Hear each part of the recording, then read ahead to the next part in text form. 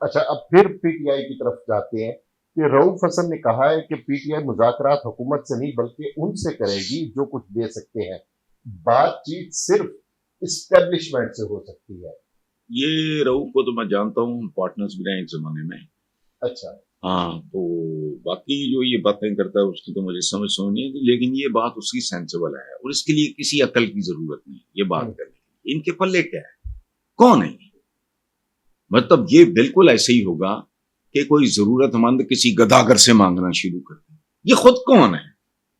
ان سے بات کر کے کیا کرنا ہے؟ وہ دے اسٹیبلشمنٹ از اے ریالٹی، ان کا کو آگا پیچھا یہ وہ سارا، یہ تو ہم ہی شڑول قسم کے لوگ ہیں، ان کے ساتھ بات چیت کرنی کیا کرنی ہے؟ مطلب ان میں سے کون ہے شہباز شریف میں گل کرے یار؟ میں مطلب نہیں، سیاسی جماعتیں تو سیاسی جماعتوں سے بات کرتی او بھائی سیاسی جماعتیں ہیں یہ۔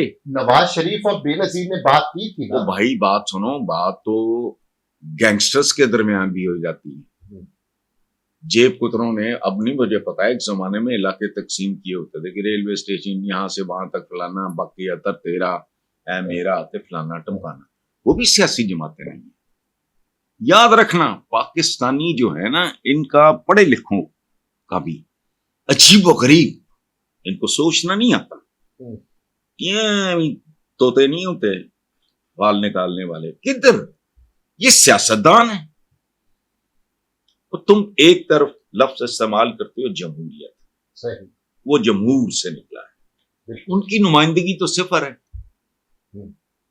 تو یہ کہاں کی سیاست ہے؟ یہ وارداتی ہیں سارے۔ اور یہ میں بات آج نہیں کر رہا، 5 سال پہلے نہیں، 10 سال پہلے نہیں، 20 سال پہلے نہیں، 30 سال پہلے نہیں، اس سے بھی پہلے میرے سارے کالمز اٹھا کے دیکھ۔ پاکستان میں سیاست دان نام کی کوئی چیز نہیں، یہ فارچون ہنٹرز ہیں۔ سونے کی تلاش ایک فلم تھی، یہ وہ لوگ وارداتی، یہ چھتر بھی کھا لیں گے، چپیڑیں بھی کھا لیں گے، جیلوں میں بھی چلے جائیں گے، گالیاں سن بھی لیں گے، گالیاں دے بھی لیں گے، ڈھیٹ کے ڈھیٹ بغیرت، کپڑے جھاڑ کے اٹھ جائیں گے، ہاں جی پھر کی حال، ختم بس۔ نہیں تو اسٹیبلشمنٹ تو بار بار کہہ رہی ہے کہ آپ سیاسی جماعتوں سے بات کریں، اسٹیبلشمنٹ پی ٹی آئی سے بات کرنے کے لیے تیار نہیں ہے تو نہ سے پھر ختم۔ لیکن ان کا سٹانس مجھے سمجھ آتا ہے۔ اچھا، او بھائی کوئی ضرورت مند جا کے گداگر سے مانگنا شروع کر دے تو عقل کو ہاتھ مارو۔ کوئی اس کو سمجھے نہ سمجھے، مانے نہ مانے، میں ان کا یہ صرف رؤف کی بات نہیں کر رہا، باقی بہت سے لوگوں نے کی بالکل ٹھیک بات۔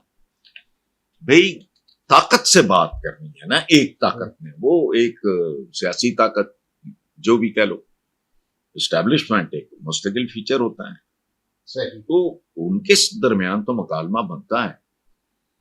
صحیح، ان بیچاروں کے ساتھ یہ ہم ہی بیچارے چمچے کرتے ہو جو ارگلی تو فلانا ٹمکانا، وہ ساری دنیا کہہ رہی ہے، میں کہہ رہا ہوں۔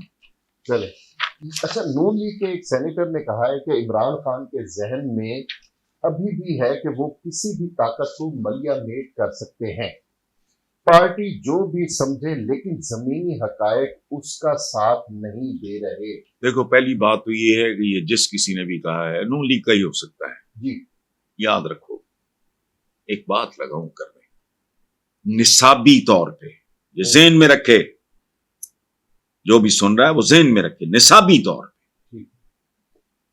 زمینی حقائق میرے جیسے اور تم جیسے عام لوگ دیکھتے ہیں،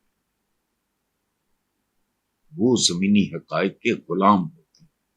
اچھا، بڑا آدمی، ہمارے پیغمبروں نے کیا نہیں کیا، حضرت عیسیٰ کی صلیب اور حضور کے زخم محت کے اور ہجرت نے بھول گئے تم؟ زمینی حقائق تو کچھ اور تھے۔ واہ واہ، اب یہ تم سمجھو کہ یہ اور طرح کے لوگ ہیں، ان کی دنیا ہی اور۔ یہاں آ جاؤ آگے، نیلسن منڈیلا ساری زندگی تقریباً تمہاری عمر جتنی تو اس نے جیل کاٹی ہوئی ہے، پھر کیا ہوا؟ آج نیلسن منڈیلا، اس کا ملک دیکھو، ہندوستان سب سے بڑی ڈیموکریسی، وہ نام سنتے ہی بندے کی گردن میں خم آ جاتا ہے، نیلسن منڈیلا۔ نریندر مودی کا سنتے ہی بندہ हादसा नहीं रुकता। बस या रोना नहीं रुकता। हाँ, ये 1.25 अरब के करीब लोगों का ये मुकद्दर है।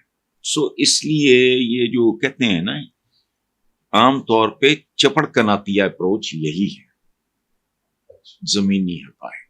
हम्म, अच्छा, जमीनी हकायक किसका मतलब है? वो बड़ा ही बेगैरत होगा जो चाहेगा इस मुल्क में रिश्वत खत्म हो, क्योंकि जमीनी हकायक में तो वो सरे फहरिस्त है। कमीशन, किकबैक, टीटियां मीटियां, ये वो, दौलतें, बार जायदादें, जमीनी हकायक नहीं, मिलावट नहीं, बिल्कुल। जहालत नहीं, तो फिर जमीनी हकायक के मुताबिक चलो। ये घटिया किस्म की सोच है। लीडर मैं इमरान की बात नहीं कर रहा, एनीबडी, हम्म, कोई भी हो, हकायक थे ये पाकिस्तान का बनना। अपने लोग खुद मुसलमान रहनुमा बहुत सारे इसकी मुखालफत कर रहे। जमीनी हकायक लीडरशिप का की एक पहचान ये है कि वो जमीनी हकायक को जन्म देता है, जमीनी हकायक को तब्दील करता है। जमीनी हकायक मेरे जा चपड़कनाती होगा, भाई ठीक है थे इलेक्शन दा इंज कर लो, अपना दा इंज कर लो। भाई एक जानवरों जैसी जिंदगी गुजारनी है, जमीनी हकायक के मुताबिक जानवर रहता है, इंसान नहीं। वो उनको बेहतरी की तरफ ले जाया करता है। कल की बात है, जाओ जाके मूवीज देख लो पुरानी काउबॉयज की। यही अमेरिका जो आज दुनिया में इंसानी हकूक और बुनियादी हकूक वगैरह का मामा बना हुआ है, क्या हाल था? फेस थी, आई और चली गई।